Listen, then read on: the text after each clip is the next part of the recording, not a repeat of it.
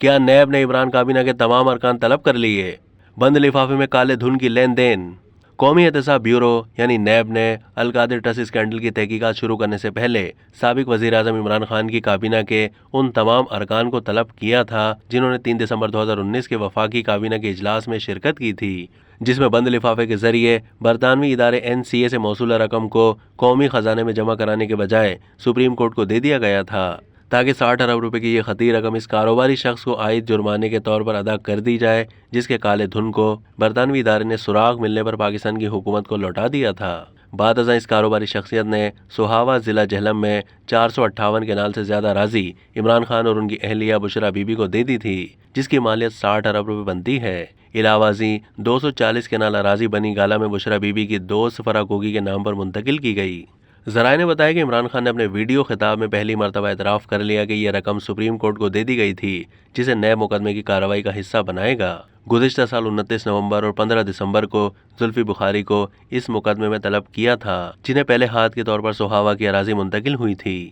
وہ نیب کے روبرو پیش نہیں ہوئے۔ نیب نے اپنے سربراہ کے خلاف عمران خان کی دی روزہ ہرزہ سرائی پر کارروائی کا حق محفوظ رکھتے ہوئے فی الوقت اسے نظر انداز کرنے کا فیصلہ کیا ہے، کیونکہ عمران خان نیب اور دیگر شخصیات کے خلاف گالم گلوچ کر کے اپنے جرم سے توجہ ہٹانے کی کوشش کر رہے ہیں۔ نیب نے تحقیقاتی عمل کے دوران یہ سوال اٹھانے کا بھی فیصلہ کیا ہے کہ برطانوی ادارے NCA سے حاصل شدہ رقم کو کس قانون کے تحت سپریم کورٹ کے کھاتے میں رکھا گیا ہے اور اسے کورٹ کے کون سے کھاتے میں جمع کرا دیا گیا ہے۔ عمران کابینہ کے اجلاس کے 4 وزراء نے اس وقت نشاندہی کر دی تھی کہ جس طرح برطانیہ سے موصولہ رقم کو سرکاری خزانے کے بجائے سپریم کورٹ میں کسی کے جرمانے کی ادائیگی کے لیے جمع کرایا جا رہا ہے، اس میں یہ سیدھے سبھا اور نیب کا مقدمہ بنے گا۔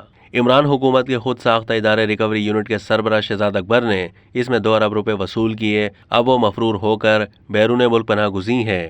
القادر یونیورسٹی جس کے نام پر اراضی حاصل کی گئی تھی، اسے پنجاب کا ہائر ایجوکیشن کمیشن بطور تعلیمی ادارہ تسلیم نہیں کرتا۔ اس القادر ٹرسٹ کو 18 کروڑ روپے کی رقم آپریشنل اخراجات کی شکل میں وصول ہوئی، جبکہ ریکارڈ میں 8.5 کروڑ کے اخراجات ظاہر کیے گئے ہیں۔ عمران خان نے 5 مئی 2019 کو اس ٹرسٹ یونیورسٹی کا سنگ بنیاد رکھا، جس کے بعد مالی معاملات کے غبن سامنے آئے۔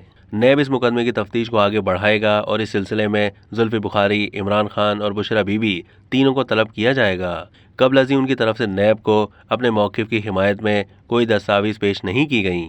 نیب کا کہنا ہے کہ سنگین کرپشن کے اس مقدمے میں عمران خان نے تفتیشی حکام سے رجوع کرنے میں حیل و حجت سے کام لیا اور وہ اپنی صفائی دینے میں ناکام رہے، تو قومی احتساب بیورو ان کی ضمانت منسوخ کرانے کی غرض سے اعلیٰ عدلیہ سے رجوع کرے گا۔ اب تک کے لیے اتنا ہی۔ مزید معلومات کے لیے ڈیلی جنگ کے YouTube چینل کو سبسکرائب کیجیے۔